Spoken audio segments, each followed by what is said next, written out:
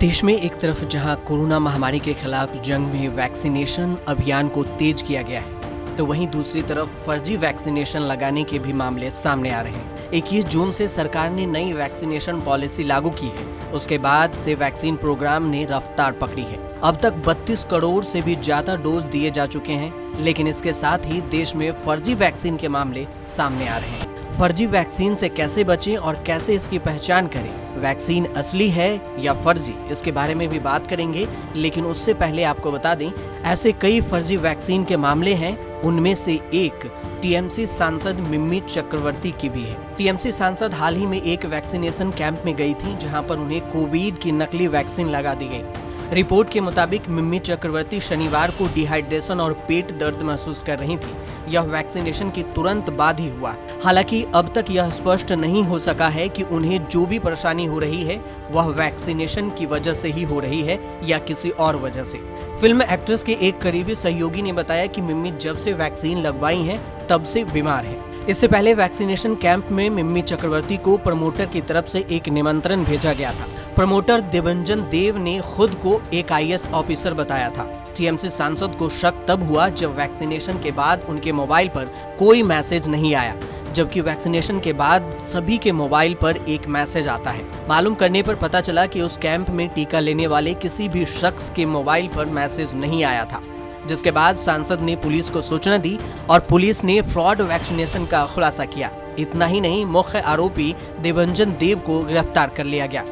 बता दें कि मिम्मी चक्रवर्ती टीएमसी सांसद और बंगाली एक्ट्रेस हैं। उन्होंने 2019 में टीएमसी उम्मीदवार के रूप में राजनीतिक मैदान में कदम रखा और 2019 के लोकसभा चुनाव में शानदार जीत के साथ जादवपुर सीट से सांसद बनी। अभिनय जगत में आने से पहले वे एक मॉडल रह चुकी हैं। 2016 में कोलकाता टाइम्स ने उन्हें मोस्ट डिजायरेबल वुमेन्स के खिताब से नवाजा था।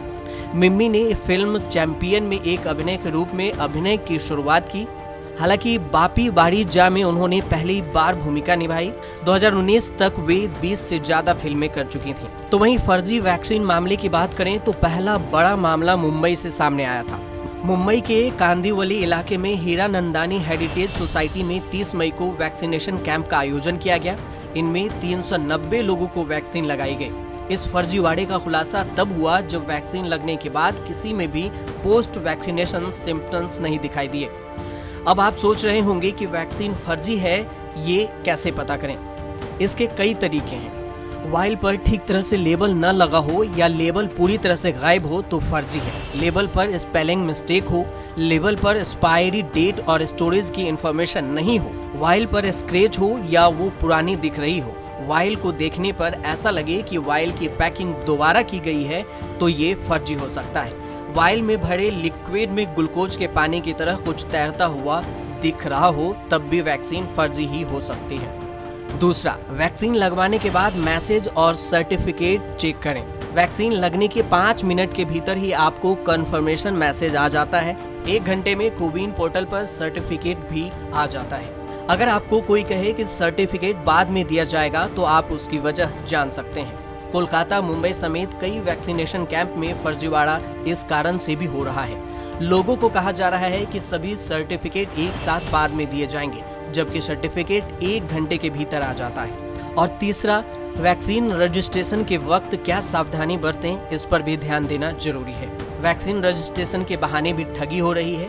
फर्जी लिंक भेजकर फर्जी ऐप डाउनलोड के जरिए ठगी का भी मामला सामने आया है, जबकि ऐप का इस्तेमाल आपकी जानकारी चुराने के लिए भी किया जा सकता है। दरअसल वैक्सीन रजिस्ट्रेशन के बहाने भी ठगी के कई मामले सामने आ चुके हैं। लोगों को वैक्सीन के लिए रजिस्ट्रेशन मैसेज भेजा गया, जिसमें एक लिंक थी। इस लिंक पर क्लिक करते ही आपको फोन में एक दूसरे ऐप डाउनलोड हो जाती है। इस ऐप का इस्तेमाल आपकी जानकारी चुराने के लिए किया जा रहा है। इसलिए आपको वैक्सीन रजिस्ट्रेशन के दौरान भी कई बातें ध्यान रखने की जरूरत है। रजिस्ट्रेशन के वक्त कोविन ऐप या पोर्टल से ही वैक्सीनेशन के लिए रजिस्ट्रेशन करें। वैक्सीन लगवाने के बाद वैक्सीन के सर्टिफिकेट पर एक QR कोड होता है, जिसे स्कैन कर आप सर्टिफिकेट की असली या नकली की जांच कर सकते हैं। वैक्सीन लगाने के बाद पोस्ट वैक्सीनेशन सिम्टम्स भी होता है, इसका ध्यान रखें। वैक्सीन सिम्टम्स जैसे हाथ दुखना, हल्का बुखार आना, थकान होना। वैक्सीन लगने के बाद 80% लोगों में इस तरह के लक्षण देखे जाते हैं। हालांकि ये आपकी इम्यूनिटी और वैक्सीन के प्रकार पर भी निर्भर करता है। अगर नकली वैक्सीन लगी है तो आपको कोई भी पोस्ट वैक्सीनेशन सिम्टम्स नहीं होंगे। वैक्सीनेशन के लिए सरकारी वैक्सीनेशन सेंटर पर ही जाएं। अगर प्राइवेट सेंटर पर जा रहे हैं तो पहले पता करें कि ये अधिकृत है या नहीं। वैक्सीन लगने के 1 महीने बाद आप एंटीबॉडी टेस्ट भी करा सकते हैं। इस टेस्ट के जरिए आपके शरीर में एंटीबॉडी का पता लगाया जा सकता है। आपको अगर सही वैक्सीन लगी है तो आपके शरीर में एंटीबॉडी जरूर बनेगी। बता दें कि कोरोना के खिलाफ लड़ाई जारी है, इसलिए सावधानी के साथ फर्जी वैक्सीन से बचें, लेकिन असली वैक्सीन जरूर लगवाएं। वैक्सीन से खुद के साथ साथ दूसरों को भी सुरक्षित रख सकते हैं। अब तक देश में कुल 31,85,37,000 से ज्यादा वैक्सीन के डोज लोगों को दिए जा चुके हैं, जिसमें वैक्सीन के पहली और दूसरी डोज दोनों शामिल है। न्यूज़ तक ब्यूरो।